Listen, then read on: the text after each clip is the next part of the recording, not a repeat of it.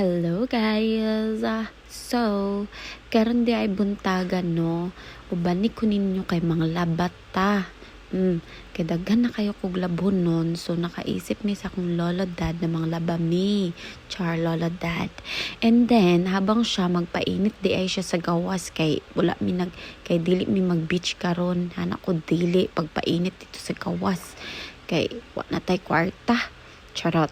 And then guys, pagod ay kumang laban no, gina-separate di ay nako ang short, ang shirt, and ang mga towels.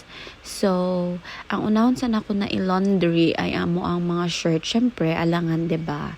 So, gipangkuha sa nako sa kwarto ang mga labhonon nga kanang kaisa ra na gamit na 1 hour ra na gamit. So, labhan na lang nako. Kay para isa na lang para humot tanan, para humot ang balay ba, 'di ba? So, mo na siya.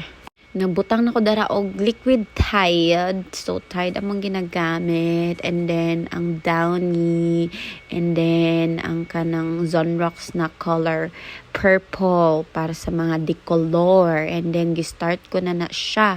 And then, after ana, magluto ko breakfast na mo. So, kana siya, nakitaan lang din na muna siya sa Facebook. So, gisuggest lang na siya sa akong lolo dad na kana itry na mo ni siya na lutoon. So, mo niya mong breakfast.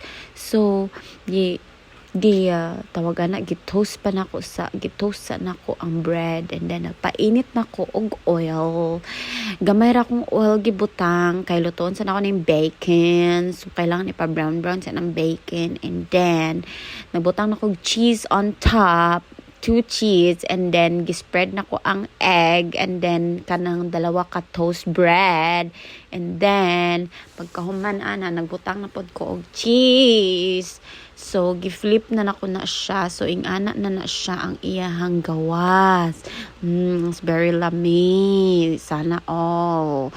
So, ang katong first na giluto nako iyaha sa to anak ko gigutom na ka. So, magkaon na kag una dira.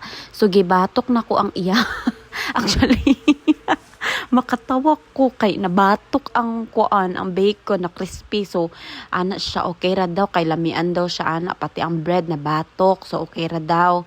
So, ang ako gilahi na ko ang ako giluto na ko ang ako pinaka last kay gusto na ko og kanang dili kayo to kanang crispy ang toast good. Tapos gibutangan ako cheese ang ako sa top. And ay dili kanang mayonnaise. Tapos kuan gibutangan akong asin akong itlog, gamay lang. So para 'di ba para naa siya lasa-lasa gamay kay iyaha masugot ra man na siya guay lasa. Nya kitaan ni mga Pinay gusto nato na may lasa tanan 'di ba? Sana all. Tapos guys, ang original jud ana sa video, pagtan-aw na mo na siya lettuce and tomato. So anak ko, wala tay tomato karon and lettuce. Kay kung natay lettuce, maguba ra sa ref, dili na mo makaon. So wala na mi nagapalit ana. And then ana siya, di na lang sa daw butangan og lettuce, okay ra og tomato. So, cheese ra og bacon ako ang gibutang, and upat na ka bacon dapat na sa video.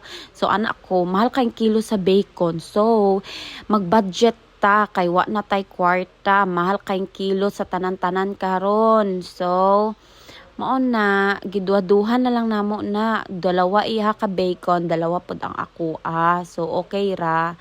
Daghan kay kong complain ani guys kay anak ko kahago ba ani uy kay kailangan pa na ko mo gamit og isa ka kutsara kay para di maguba para ma-perfect lagi ang pagkakuan niya ba pagka baliktad na ko para di maguba kay syempre di ba na ay bread, so kailangan i-flip man na ang bread pagkahuman. So, ang kanang ako ang cheese, gibutangan ako na siya mayonnaise on top, kay para lami. Kay na ako nakita na mayonnaise po nakabutang, pero dili niya ging ana. Basta, uy. So, maon na to siya, guys. Ikat na nato ning video para paspas. Oy, butang na nato sa plato, kay mga on na ta. Gutom na kaayo yours. Wal naga-slice. Giblandara pa na niya iyahang ngipon diha sa lamesa, guys. Iyang duha ka buok kang ngipon. Lami kaayo. Pero limpyo man na ang ipon ni Lolo Dad, guys. So, diri na ta mag-undang og cheka, oy. Kay gutom na kaayo ko.